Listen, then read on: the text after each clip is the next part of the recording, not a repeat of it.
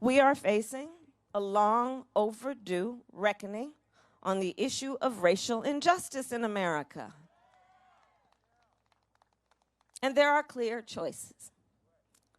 On the one hand, you have Joe Biden, who is a student of American history and has the courage to speak the phrase, Black Lives Matter.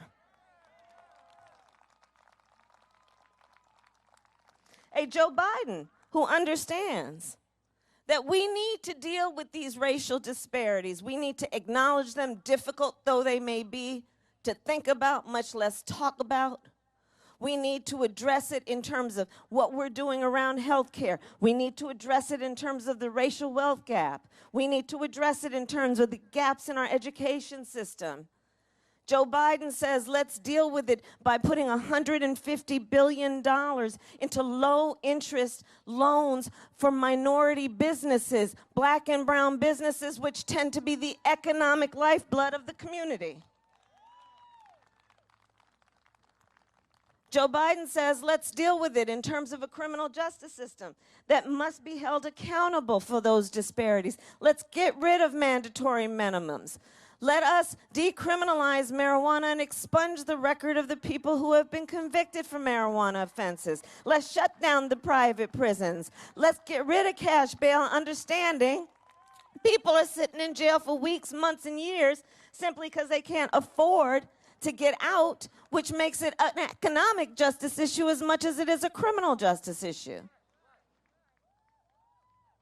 And on the other hand, you have Donald Trump, who on a debate stage 2 debates ago refused to condemn white supremacists and then doubled down and said they should stand back and stand by. Donald Trump, because you got to understand this is a pattern, who, when running for office and even before, had the gall to question and challenge the legitimacy of America's first black president. The commander-in-chief of the United States, who, when asked about the tragedy in Charlottesville, where peaceful protesters were protesting racial injustice, and a young woman was killed. And then on the other side, there were neo-Nazis wearing swastikas, carrying tiki torches, hurling racial and anti-Semitic epithets. The commander-in-chief said there were fine people on both sides. A president of the United States who has called Mexicans rapists and criminals, who as his first order of business instituted a Muslim ban. America, we deserve better. That does not reflect who we are as our values and priorities, as a nation that knows we are our strongest when we are unified, knows that we have so much more in common, regardless of where you live, the race, your ethnicity, the language your grandmother speaks.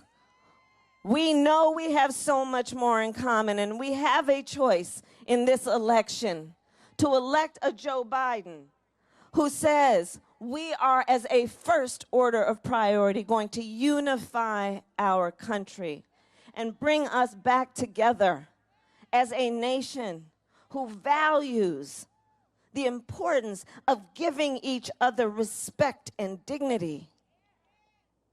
Clear choices in this election. Not to mention the other crisis we are facing, which is a climate crisis. Texas, you know that well. You look at what's going on around our country. Up and down the West Coast, you know, I'm from California, up and down the West Coast, California up to Washington, over to Colorado, wildfires that are burning out whole communities. I've met families that are being evacuated or have been evacuated, never to return to their home. Firefighters who were fighting fires while their own homes were burning. My brother-in-law is a firefighter. Tragedies. You look at the Gulf Coast states, our neighbors to Texas, being battered by these storms. There have been now 5 named storms just this year. And you know, they name a storm because it's really bad. So Zeta being the last one, the most recent. In the Midwest, you're seeing floods that have caused farmers to lose a whole season of crops. Joe Biden says, we need to deal with this with a sense of urgency. We must embrace the science on this. We cannot play politics on this.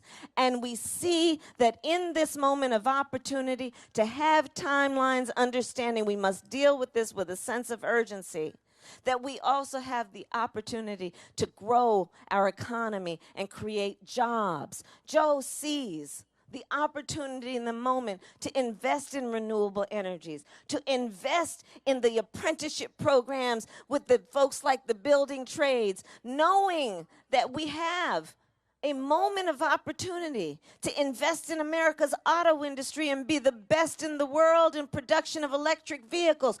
All of these are opportunities to meet a moment of crisis if you are a real leader.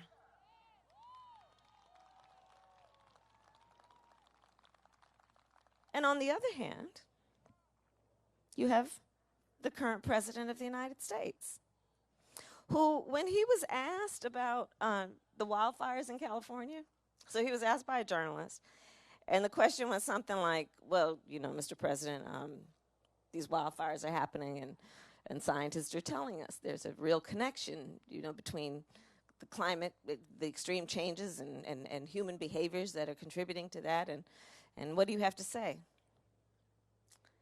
The President of the United States, who is also, again, the Commander-in-Chief, responded, "Science doesn't know." As though science is a person. Can you believe science doesn't know? So, you know, and there's a through theme here, too, because, right, that's how he's been treating the coronavirus, right? A refusal to embrace the people who are smart enough to know what is actually going on and give us some direction around how we need to deal with it, instead of trying to make everybody think everything's okay, as though people aren't smart enough to see what is happening around them. So all these things are at play, and so much more. And that brings me to this moment where we are today. I'm here in Texas to thank you for all you have been doing to speak up about these challenges and to remind people to vote here on the last day of early voting, 4 days before the end of the election. And I'm here to talk about it in the context of also understanding that there's a lot that we need to get done, and there are a lot of reasons for folks to vote. And, you know, people ask me a lot, why should I vote? Does it matter? And I think there are 3 reasons that it is important that people vote. One is to honor the ancestors. Honor the ancestors. I mean, you know, Bernice, Mark, we all know we lost an incredible American human, just a hero, in Congressman John Lewis. Just a hero. He is now among the ancestors. John Lewis, who shed his blood on that Edmund Pettus Bridge. John Lewis, who said to us, get in good trouble. John Lewis, who lived a life that was about a commitment to fighting for equal rights and civil rights. And it was a fight that was born out of being a patriot and loving our country, knowing the best way we achieve our ideals is to fight for those ideals, to do it in every way by standing up, showing up, and speaking up.